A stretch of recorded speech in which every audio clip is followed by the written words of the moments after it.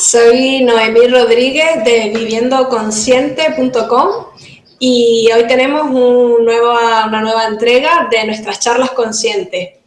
En esta ocasión vamos a hablar de la relación entre la alimentación, la salud, las emociones y en concreto el tema del agua, un tema muy interesante que hemos hablado por encima en el blog, pero hoy lo vamos a profundizar con un invitado muy especial. Él es Carlos Lacomba, él es educador para la alimentación, la salud y el bienestar, es especialista en el origen emocional de las enfermedades y en desarrollo personal. Se identifica con casi todas las corrientes de salud y con ninguna en particular. Y considera que todas las personas que nos encontramos en la vida pueden ser nuestras maestras. Bienvenido, Carlos, y muchas gracias por aceptar la invitación de esta entrevista. Muchas gracias a ti, Noemí. Encantado. Bueno, cuentas en tu web que la motivación inicial para interesarte por estos temas de salud y de alimentación y que luego lo llevaste para ejercerlo profesionalmente, pues fue precisamente problemas de salud en seres queridos muy cercanos a ti. No sé si nos puedes contar cómo fue este inicio de tu interés.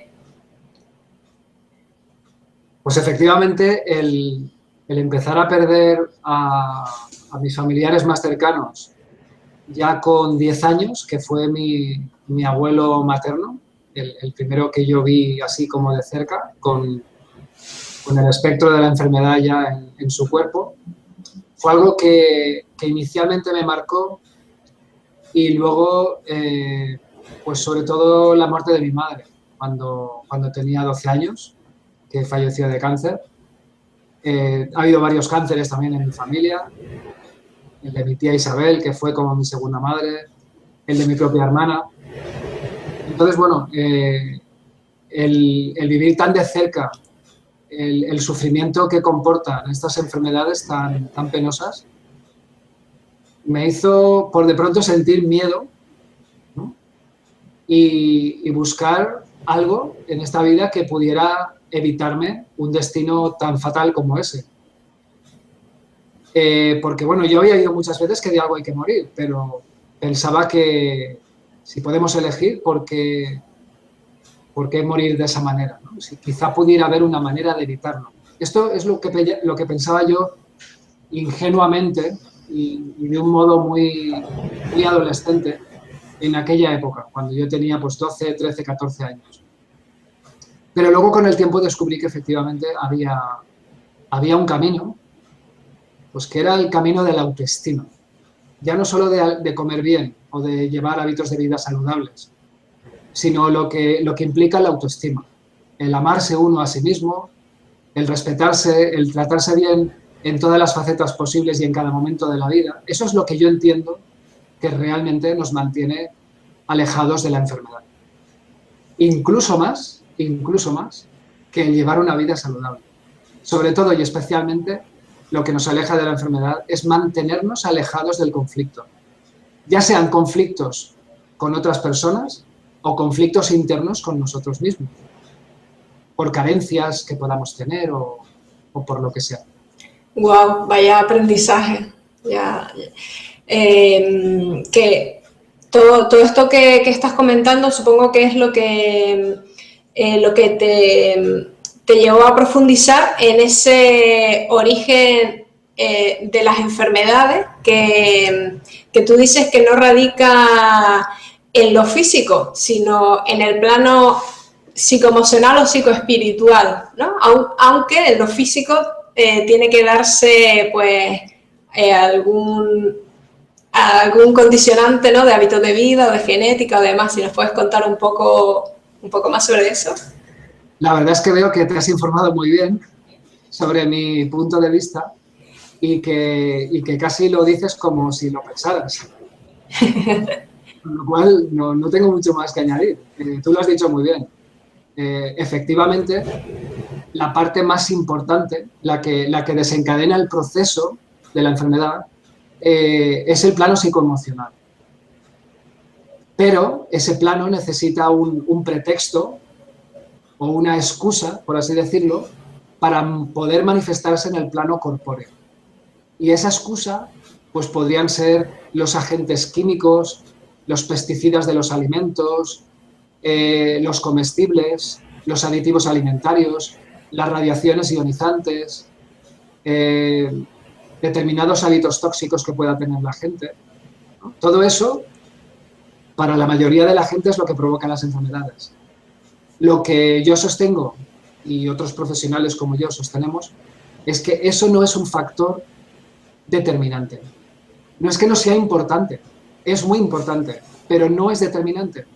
Porque si tenemos la oportunidad de poder estudiar estadísticamente el proceso mediante el cual las personas se enferman, encontraríamos que siempre hay excepciones a la regla. Es decir, hay gente que tiene unos hábitos muy tóxicos y no enferma. Incluso lo que no todo el mundo sabe es que, por ejemplo, cuando la gente que vivía al lado de la central de Chernóbil, en la ciudad de Pripyat, en Ucrania, se vio expuesta a las gigantescas dosis de radiación nunca antes sufridas por la población civil en aquel escape radiactivo, hasta que el gobierno ruso empezó a enviar allí efectivos, pasaron muchas horas y la población se vio expuesta a enormes dosis de radiación. La gran mayoría de aquellas personas que fueron evacuadas horas después murieron al poco tiempo o con el paso de los años. Pero lo que no se dice es que muchas de esas personas no han desarrollado, han llegado a edades avanzadas y no han desarrollado ningún tipo de enfermedad asociada a la radiación como el cáncer. Muchas no han enfermado. Y si nosotros estudiáramos las grandes epidemias que han azotado a la humanidad a lo largo de la historia, descubriríamos que hay gente que no falleció viéndose expuesta al virus. Y llevando este fenómeno a nuestros días, en algo tan contagioso que tantas bajas laborales provoca, algo que afecta a tanta gente como es la gripe estacional, que suele acontecer más o menos en torno a la Navidad, pues la práctica totalidad de la población de un país como España se ve expuesta al virus, porque es un virus altamente contagioso. Incluso a unos 2 metros de distancia puedes contagiarte de alguien. Entonces, casi toda la población se ve expuesta al virus y el virus entra en el cuerpo de todos, pero no todos desarrollan la gripe. Entonces, claro, si nosotros tuviéramos la oportunidad de investigar a todas estas personas que desarrollan la gripe y las que no, siendo que todas han entrado en contacto con el virus, descubriríamos que efectivamente pues las que no han desarrollado la enfermedad es porque tienen un sistema inmunitario que en ese momento está fuerte. Pero la pregunta sería, ¿por qué el sistema inmunitario está fuerte en unas personas y en otras no, independientemente de sus hábitos de vida? Porque hay personas que no tienen hábitos de vida saludables y tienen sistemas inmunitarios fuertes. Entonces, donde todo encaja, donde todas las piezas de este rompecabezas encajan, es en el plano psicoemocional. Ahí están todas las respuestas. En el plano psicoemocional y en el inconsciente del ser humano. Pues es súper interesante lo que nos cuentas, porque es verdad que muchas veces cuando se dice, no, es que ahora hay un virus de estómago, ¿no? Y entonces como que le toca a la gente al azar, ¿no? Me tocó el virus.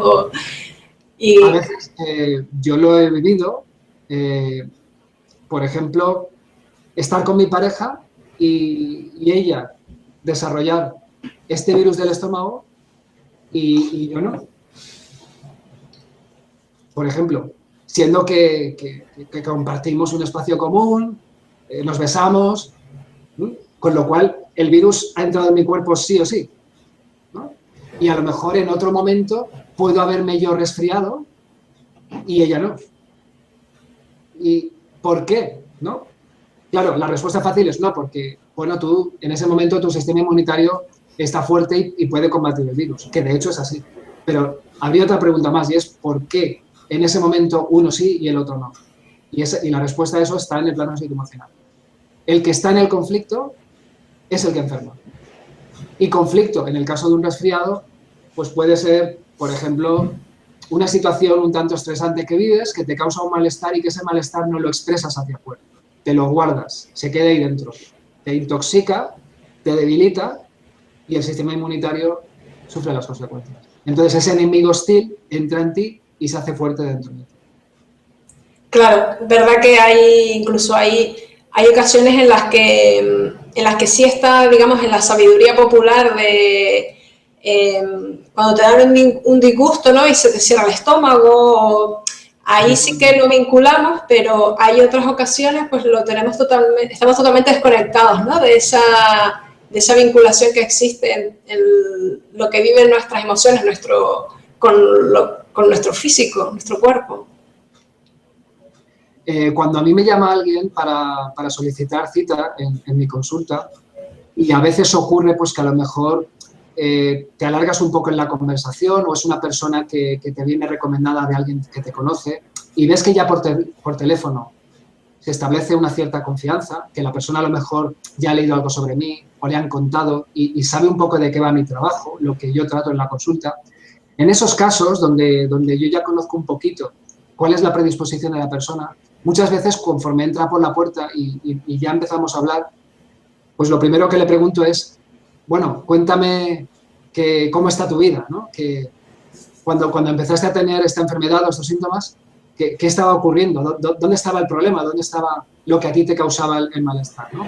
Y muchas veces cuando yo hago esta pregunta, veo que la persona se sonríe, la inmensa mayoría de las veces. Y esto me da a entender que efectivamente a la persona esta pregunta le encaja, ¿no? Que no le suena algo descabellado, sino que tiene sentido que yo le pregunte qué estaba ocurriendo en su vida de conflictivo o de perturbador, que en primera instancia es lo que activa la cadena de acontecimientos que desembocan en la enfermedad. Claro, por eso tú dices también en tu web que la alimentación saludable no es para ti una dieta, sino un estilo de vida. Exactamente. Claro.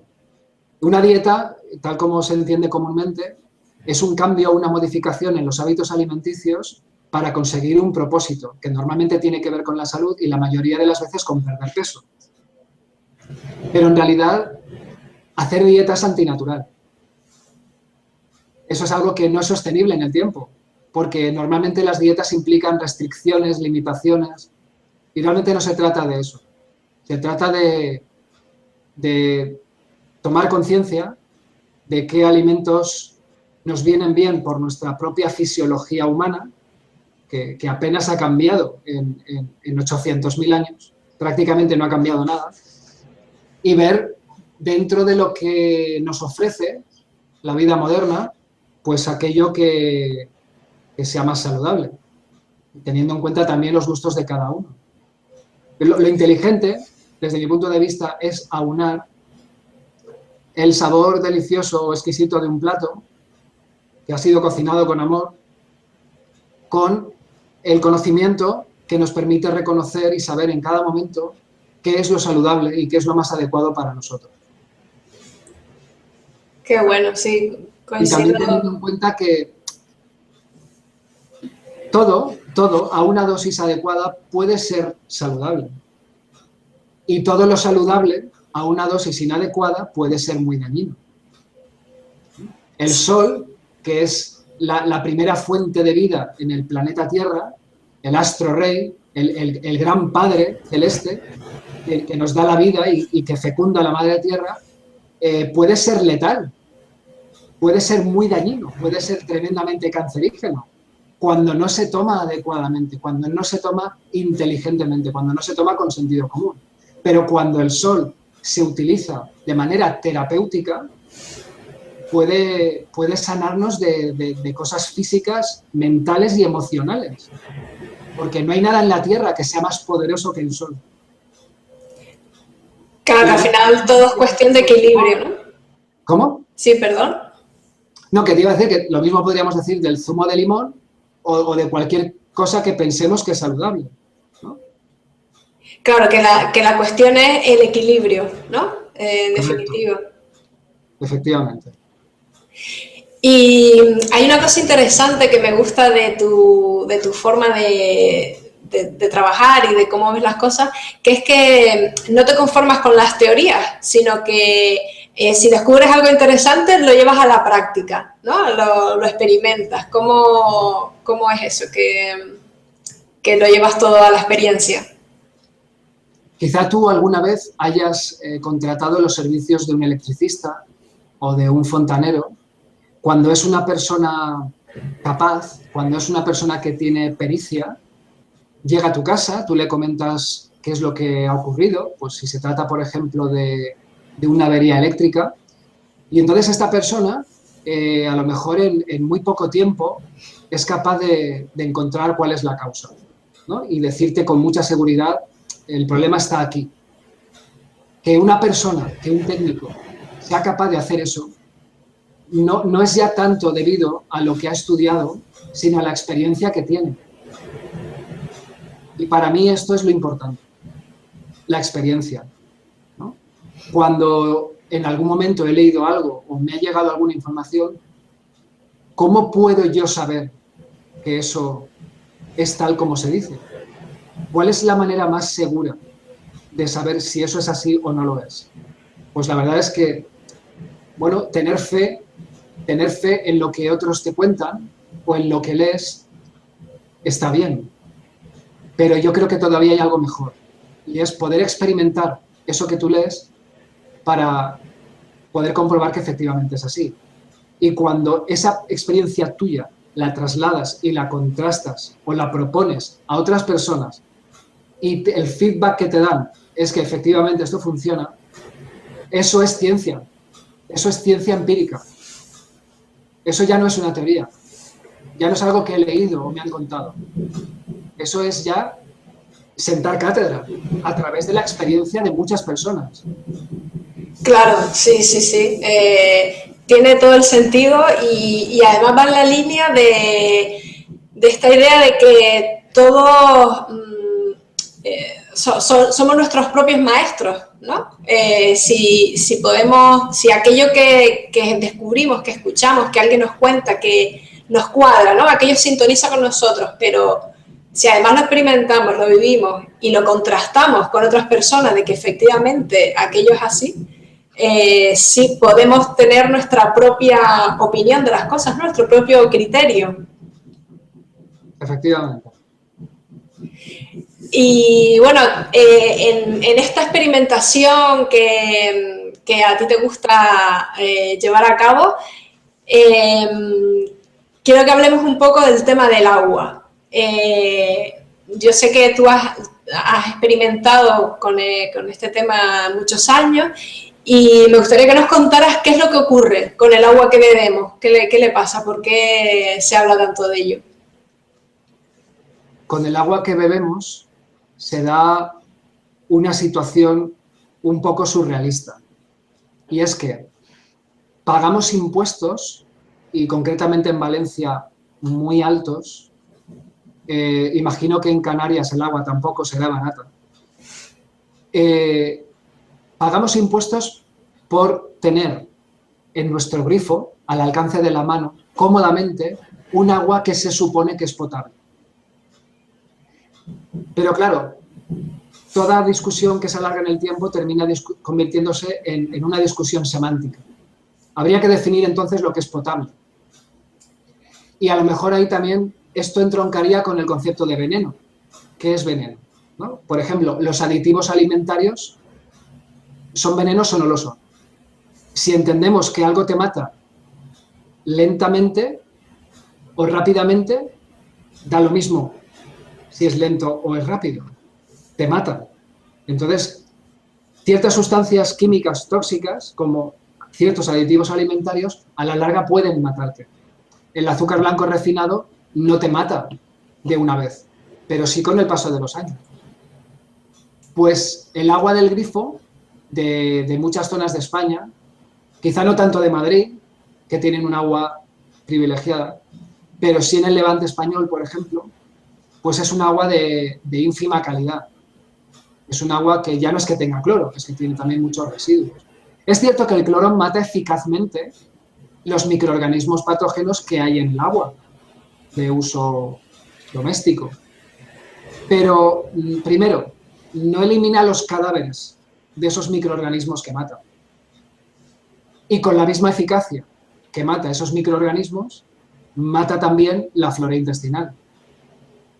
Entonces, se da una situación surrealista, como digo, porque pagamos considerables cantidades por tener un servicio que se considera intrínseco a la vida moderna, como es tener agua corriente y potable en nuestras casas, y sin embargo ese agua que sale del grifo, las más de las veces es un agua de ínfima calidad. Y como yo digo a veces a la gente de Madrid, digo, bueno, allí tenéis un agua estupenda, pero pensad que desde la depuradora hasta el grifo de vuestra casa son muchos kilómetros de conductos que no son precisamente de vidrio esterilizado. Entonces, ahí también hay residuos, hay sustancias que en mayor o menor medida se incorporan al agua, ¿no? Muchas veces la gente no bebe el agua del grifo, prefiere el agua embotellada. Mucha gente, de Madrid, de Valencia, de donde sea. Pero bien es cierto que muchas de esas personas cocinan con el agua del grifo, porque piensan que cuando se cocina con el agua del grifo, todo lo malo que tiene el agua del grifo se va. Y es todo lo contrario. Lo malo que tiene el agua del grifo queda concentrado en la cacerola. Lo que es puro, que es el vapor, que es simplemente H2O, se evapora. Pero lo que no es H2O queda concentrado en la cacerola y enmascarado con el sabor de los alimentos. Y ojos que no ven, corazón que no siente. Pero las toxinas y las sustancias perjudiciales están ahí. Y cuando uno tiene un depurador y le cambia el filtro, o el vaporizador que yo tengo, por ejemplo, cuando destapas la cubeta donde se hace el proceso de evaporación y ves lo que va quedando después de cada ciclo, entonces comprendes que esto no es un juego de niños, que es algo muy serio. Entonces, bueno, es una de las inversiones más inteligentes que yo creo que una persona puede hacer. Un depurador de agua, una bicicleta, ¿no? Son inversiones seguras, que siempre te van a dar buenos réditos, como una licuadora, ¿no? Efectivamente. Lo que tienes a cambio es salud. Y la importancia del agua también viene dada por el hecho de que nosotros somos casi en un 70% agua. Entonces no puede dar igual que bebamos. De la misma manera que somos lo que comemos, somos también lo que bebemos. Y todavía más importante que lo que comemos es lo que bebemos. Porque somos agua en casi un 70%. No da igual que lo que nosotros somos, nuestra agua corporal, esté hecha de agua del grifo o de aguas minerales de baja calidad, que de un agua pura. Claro, sí, y además que también cuando esas comidas que preparamos con un agua, o sea, es que es lo que bebemos y el agua que usamos con lo que comemos también, ¿no? Aquí en Canarias todos sabemos que el agua del grifo no se puede beber y prácticamente todo el mundo consume agua embotellada. Es verdad que aquí hay posibilidad de comprar el agua en vidrio retornable, pero ¿qué podrías decirnos del agua embotellada? Pues que hace unos años unos científicos austríacos demostraron que, así como mucha gente pensaba que cuando el agua embotellada está en un lugar oscuro y fresco y no le da la luz del sol, el plástico no es un problema, el plástico PET, que es el que habitualmente se utiliza para el agua embotellada, estos científicos austríacos demostraron que sí, que aunque no le dé la luz del sol al plástico, el plástico es un problema. Porque ese plástico PET contiene antimonio, que es un declarado cancerígeno. Evidentemente, si una persona toma una botella de agua de tarde en tarde, puede que no ocurra nada. Seguramente no ocurrirá nada. Pero si una persona tiene el hábito de beber e incluso cocinar con agua embotellada, esto sí que podría suponer un problema a largo plazo. Y además, en mi humilde opinión, creo que el negocio del agua embotellada es uno de los negocios más inmorales del mundo. Porque a veces, cuando uno investiga, se da cuenta de que detrás de de estos fenómenos de impuestos muy altos en el agua, compañías envasadoras de agua, hay una connivencia, ¿no? Hay una conspiración, muchas veces, para que al final la persona no tenga más remedio que pagar esos impuestos por tener un agua en casa y además tenga que pagar 1 litro de agua embotellada de una marca de renombre por lo que costaría la mitad de 1 litro de gasolina. Esto es escandaloso. Entonces, creo que una buena manera de paliar esa situación sería que una persona invirtiera pues 300 o 400 euros en una máquina para poder fabricar en casa su propia agua de calidad y que pues, le puede durar 10 o 12 años. Claro, entonces... Ser autosuficientes. ¿Cómo, perdón? Digo, ser autosuficientes. Ah, exacto, sí, sí, sí. Claro, ¿qué alternativas tenemos para poder ser autosuficientes con nuestro agua y que sea realmente agua y no agua con tóxicos? De todos los sistemas que yo he podido tener delante o incluso a veces testear, yo me quedaría con la osmosis y con la vaporización, siendo que este último es lo que yo tengo en casa. La osmosis es un sistema que lleva ya mucho tiempo. En las Islas Canarias lo conocéis muy bien, porque tenéis plantas desalinizadoras que utilizan osmosis inversa. Y de todo lo que hay hoy en día, ampliamente extendido, pues es uno de los métodos más eficaces para conseguir un agua de calidad. Pero también digo que, en mi opinión, la vaporización es mejor. Desde luego obtiene un agua todavía más pura que la osmosis. Y si no es una familia muy numerosa que tenga una gran necesidad de mucha agua, pues es el sistema que yo recomiendo habitualmente. Claro, la diferencia entre comprar agua embotellada y tener, por ir a lo práctico, y tener un sistema como estos en casa, es que tú puedes llegar a pagar 30 y tantos, 40 y tantos, 50 y tantos céntimos por 1 litro de agua embotellada y el litro de agua de osmosis te sale aproximadamente por unos 3 o 4 céntimos. Si hablamos del vaporizador serían unos 6 o 7. Es decir, por un agua de muchísima más calidad que el agua embotellada, nos cuesta mucho más barato. Claro, y lo que yo he leído, ¿no? Que la osmosis inversa tiene, digamos que el inconveniente de que se tira agua, no sé exactamente ahora la cifra, cuánto se pierde de agua para cada litro de agua que depuramos. Todas las osmosis del planeta tienen un ratio de agua de rechazo, que se llama. Lo que tú dices es ese agua que se tira, ¿no? El rechazo, se llama técnicamente. Una osmosis de calidad va a ser difícil que tenga un ratio de rechazo inferior a 3:1. Esto ya es, 3:1 es una muy buena osmosis. Esto significa que para producir 1 litro de agua pura se han necesitado 3. Esos 3 que se echan no es de agua pura, es del agua con las impurezas. Y la tecnología de la osmosis inversa, que ya tiene varias décadas y ha ido evolucionando, no ha conseguido eliminar el agua de rechazo. Es decir, este fenómeno es intrínseco a la osmosis. Hay osmosis con más rechazo que otras, pero todas tienen rechazo. Incluso la de las plantas industriales, que son osmosis de muy alta calidad, que valen millones de euros, tienen un ratio de rechazo.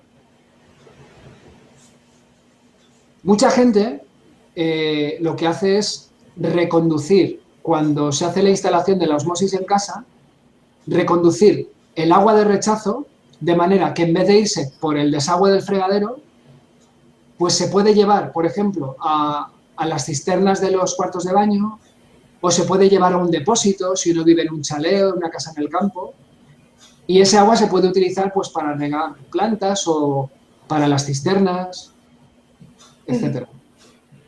Incluso se podría volver a redepurar con filtros más básicos para optimizarla, no para beberla.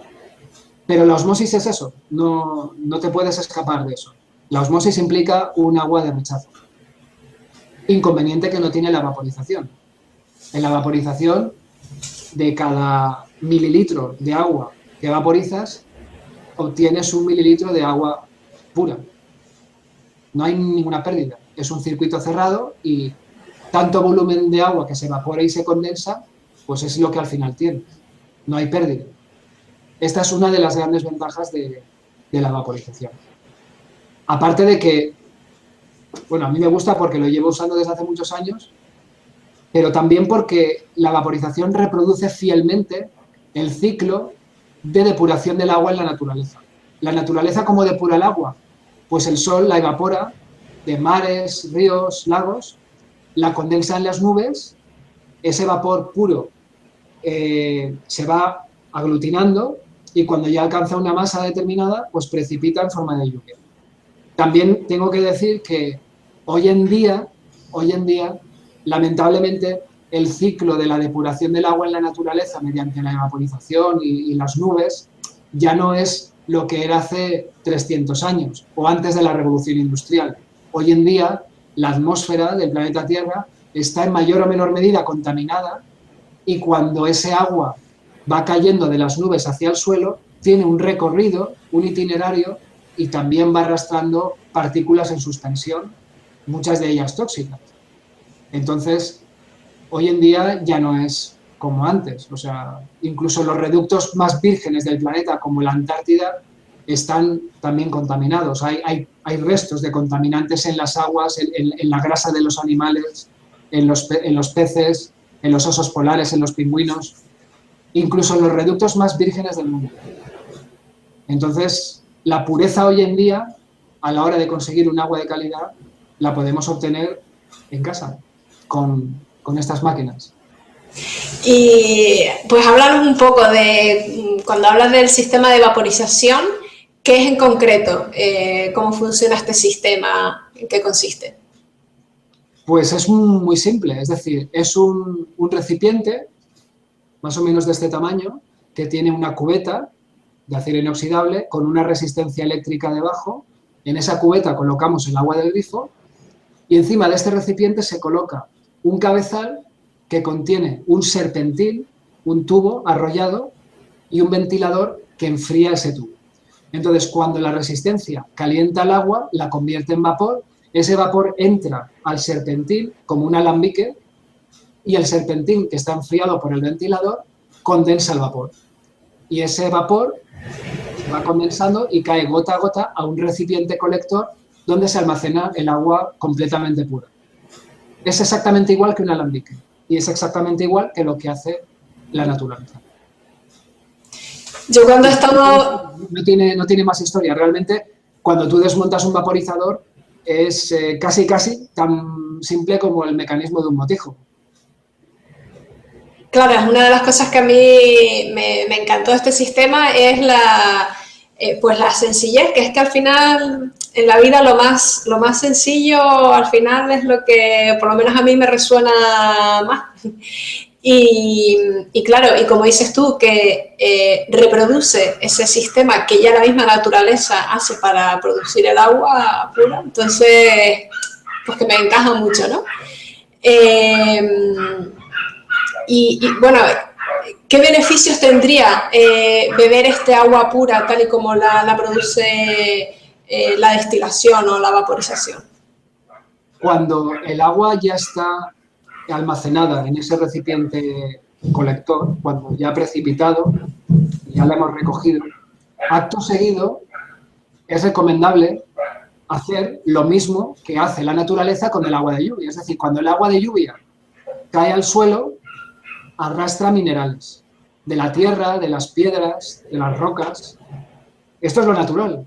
Entonces, si nosotros reproducimos naturalmente el ciclo de la madre tierra, sería esto lo que tendríamos que hacer, es decir, devolverle al agua los minerales que el proceso de vaporización ha eliminado para convertirla en un agua completamente pura.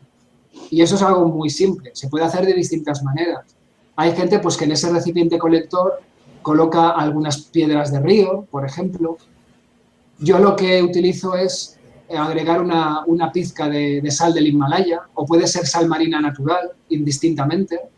Cualquier sal marina natural, sin refinar, serviría, porque esa sal, o sea, la sal marina natural no es solamente cloruro de sodio, eso es la sal refinada. La sal marina natural tiene todos los elementos que hay en la tabla periódica en mayor o menor medida, porque recoge de las mareas y del vaivén de las olas todo lo que contiene el planeta Tierra. El agua de mar ha disuelto todo lo sólido que hay en la Tierra. Entonces contiene en mayor o menor medida toda la tabla periódica. Y esto es lo que yo hago. Pero también, como digo, serviría pues, utilizar unas piedras que se puedan haber recogido en un río y que estén limpias. O podría servir también, por ejemplo, hay gente que la mezcla con agua de mar, con una pequeña proporción de agua de mar, para devolverle también los minerales. También se podría añadir una pequeña cantidad de arcilla blanca, ¿no? Todo lo que sean elementos minerales naturales podrían servir en la dosis adecuada. Porque cuando nosotros vamos a la naturaleza y bebemos agua de una fuente natural, cada fuente es de una manera. Cada agua tiene una composición. Entonces, lo natural en la naturaleza es la diversidad. No que todas las aguas minerales sepan igual. Claro. Entonces nosotros, partiendo de esta máquina que deja el agua completamente pura, luego le podemos devolver esa estructura mineral a través de distintos métodos o ir probando diferentes y ver cuál nos gusta más o cuál resulta más práctico. Lógicamente también la combinación y la proporción de los minerales determinará a su vez los matices del sabor del agua. Claro, y esto es a lo que tú llamas dinamizar el agua, ¿no? No, eso sería mineralizarlo. Ajá. La dinamización es otra cosa, que vendría después como una opción altamente recomendable. Porque una vez el agua de la lluvia ha precipitado en la tierra y va a parar a los ríos, a los lagos o a los mares, en ese recorrido, el agua en la naturaleza también tiene un movimiento y se ve expuesta a determinados fenómenos. Tiene un movimiento que le da, por ejemplo, el propio curso del río. Cuando el agua salta a través de pequeñas cascadas, se oxigena. Cuando el agua llega a una curva y da un movimiento espiral, la estructura de racimo del agua, del H2O, se reestructura en estructuras hexagonales, que son mucho más afines al agua biológica que contiene el cuerpo humano y mucho más beneficiosa. Porque claro, cuando hablamos de H2O, lo que nos enseñaron en el colegio, 2 moléculas de hidrógeno y una de oxígeno. Eso es el agua. No, el agua es algo mucho más complejo. El agua, esas moléculas se pueden agrupar de formas diferentes. Y no da lo mismo cómo se agrupen a la hora de beber ese agua. Entonces, en las aguas de los manantiales de alta montaña, de arroyos, del nacimiento de un río, podemos encontrar agua estructurada hexagonalmente. Y eso es lo mejor. Digamos, de todas las opciones posibles, esa sería la mejor. Y eso también se puede conseguir dinamizando el agua en casa. Es decir, esos procesos que encontraría el agua en la naturaleza, o el hecho de someterse al campo magnético de la Tierra, que también es otro de los procesos, a la luz del sol, todo eso se puede reproducir también en casa. Podemos dinamizarla con imanes, podemos dinamizarla con piedras semipreciosas como cuarzos, como amatistas, como lo que se nos ocurra. Cada mineral va a tener también unas propiedades y una vibración. Podemos utilizar imanes potentes, que hoy en día son muy fáciles de conseguir. Podemos ponerla en un recipiente de vidrio un tiempo al sol también para que se recargue con la energía del sol. Eso es la dinamización. La dinamización consiste en que un agua que ya ha sido químicamente purificada, darle vida, ¿no? Proporcionarle la cualidad de que nos pueda dar vida a nosotros. Ajá, sí, muy interesante. Claro, esa vitalidad, como hemos hablado también en el blog de la alimentación viva, ¿no? Pues también darle, para que nos dé vitalidad, necesita que esté viva, ¿no? Pues lo mismo con el agua, ¿no? Claro. Si tú comes un alimento ecológico, pero lo tienes media hora en el horno, pues lógicamente podemos hablar de que estará bueno, pero no de que tendrá vitalidad. Claro, exacto. Porque tú ese alimento que has metido en el horno, si lo plantaras otra vez en la tierra, no prosperaría. Pero muchos de los alimentos que tú cortas en una ensalada, o incluso si todo lo que tú vas a poner en una ensalada, justo antes de cortarlo, lo devolvieras a la tierra, seguiría creciendo, o de ahí saldrían nuevas plantas. Eso es lo que tiene vitalidad. Vitalidad es lo que está vivo, la capacidad que tiene un elemento para transmitirnos vida. Y de la misma manera que hay alimentos que pueden ser muy sanos, pero no transmitirnos vitalidad, pues el agua también. Un agua puede ser químicamente pura, pero no transmitir vitalidad. Entonces, lo vivos que estemos nosotros, la vitalidad que tengamos y la capacidad de seguir vivos durante el tiempo que estemos en este mundo, depende también, muy importantemente, de un sumatorio de factores de vitalidad. Es decir, hay elementos o sustancias o alimentos que nos quitan vitalidad y otros que nos la dan. Si tú haces el cómputo y el balance total, pues entre el debe y el haber, pues si tú tienes mucha vitalidad a tu favor, seguirás viva y vital. Y si no, irás a menos. Claro, sí, tiene todo el sentido, muy interesante. Muchas gracias todo lo que nos has contado, porque la verdad es que es muy interesante todo y vamos, que yo estaría aquí 2 horas más profundizando en esto porque me encanta, me parece que es súper útil y que se difunde poco esta información, la verdad no se escucha mucho y está bastante interesada, ¿no? La información que hay sobre los sistemas de filtrado y demás. Es difícil encontrar información realmente que beneficie al bien común y a las personas, ¿no? Y que no sea una mera información comercial. Así es. Totalmente de acuerdo. Pues bueno, para ir terminando, me gustaría que hables he leído ahí en tu web que tú dices que sí existe la panacea universal que cura todos los males. Sí, que nos puedes contar cuál es esa panacea universal. Y lo digo por experiencia, además. Pues esa panacea universal es el amor.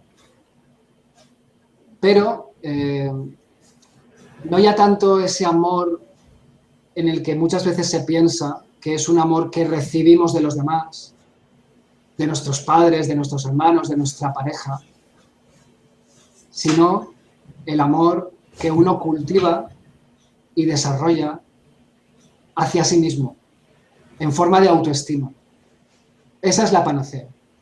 O sea, la panacea no es que tú estés enfermo y venga una princesa soñada que te enamora y te cure. La panacea es que tú descubras y pongas en práctica lo que significa amarte, respetarte, cuidarte, escucharte, tolerarte, perdonarte. Eso es la panacea.